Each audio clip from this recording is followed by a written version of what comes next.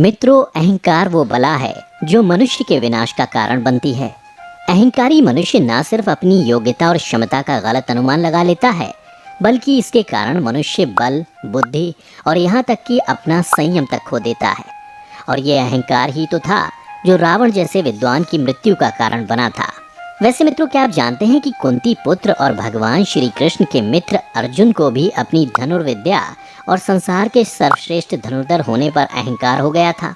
ऐसे में अर्जुन का अहंकार तोड़ने का कार्य किया था स्वयं भगवान हनुमान ने, वो भी भगवान श्री कृष्ण के कहने पर। तो आखिर कैसे हनुमान जी ने अर्जुन का अहंकार तोड़ा था, यही जानेंगे आज की इस वीडियो में। तो बने रहिए मेरे साथ इस वीडियो के अंत तक। आनंद रामायण में मिलने वाले एक प्रसंग के अनुसार एक बार अर्जुन अपने रथ पर सवार होकर रामेश्वरम से गुजर रहे थे।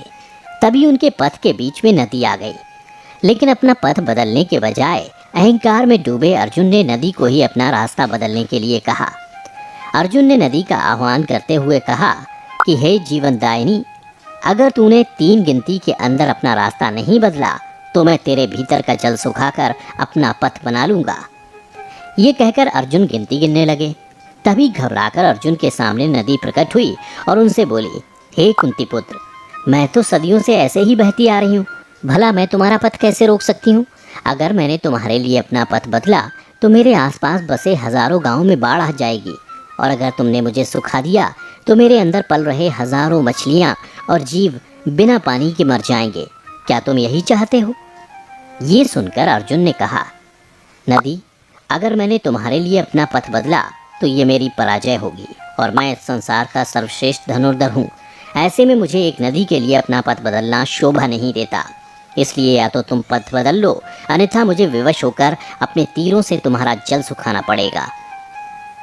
ये सुनकर नदी बोली, हे अर्जुन, तुम तो विश्व के सर्वश्रेष्ठ धनुर्धर हो। अगर तुम चाहो तो अपने बाणों से मेरे ऊपर एक पुल बना सकते हो।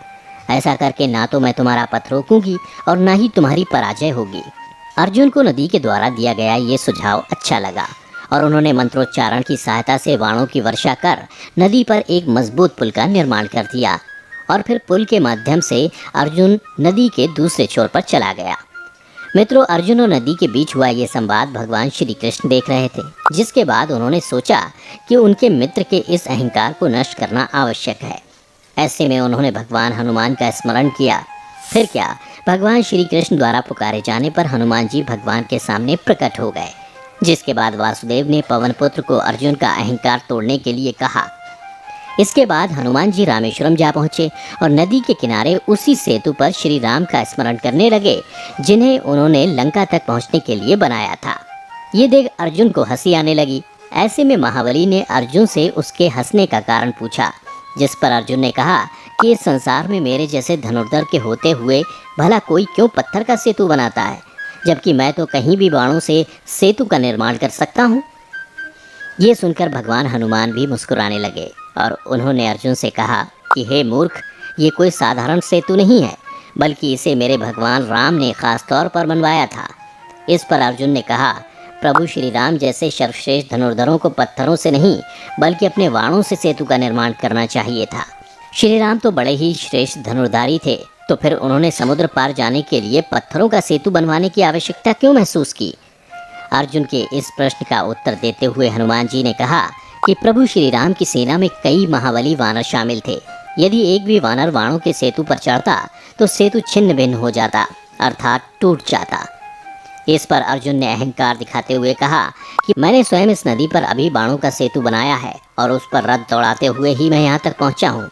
फिर हनुमान जी ने कहा, ये तुम्हारा भ्रम है अर्जुन, मेरे जैसे महाबली वानर का भार तुम्हारे बाणों का बना सेतु नहीं सह पाएगा। अर्जुन ने कहा, वानर, मैं अभी एक और बाणों का सेतु बना देता हूँ। अगर तुम उसे तोड़ नहीं पाए तो मान लेना मैं इस संसार का सबसे बड़ा धनुर्धर हूँ।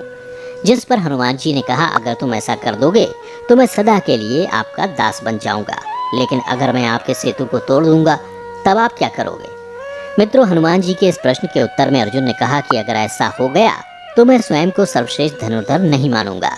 इसके बाद अर्जुन ने क्षण भर में ही एक और बाणों का सेतु तैयार कर दिया।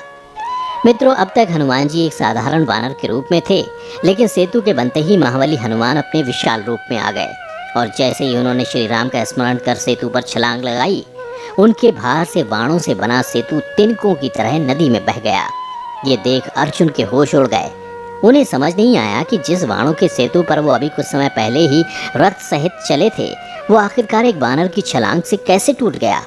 ये देख अर्जुन का अहंकार चूर चूर हो गया और उनका हृदय इस कदर चोटिल हो गया कि उन्होंने खुद को अग्नि के हवाले करने का निर्णय भी ले लिया।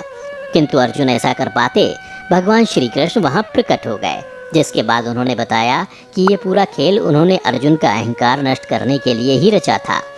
ये सुन अर्जुन को अपनी गलती पर पछतावा होने लगा।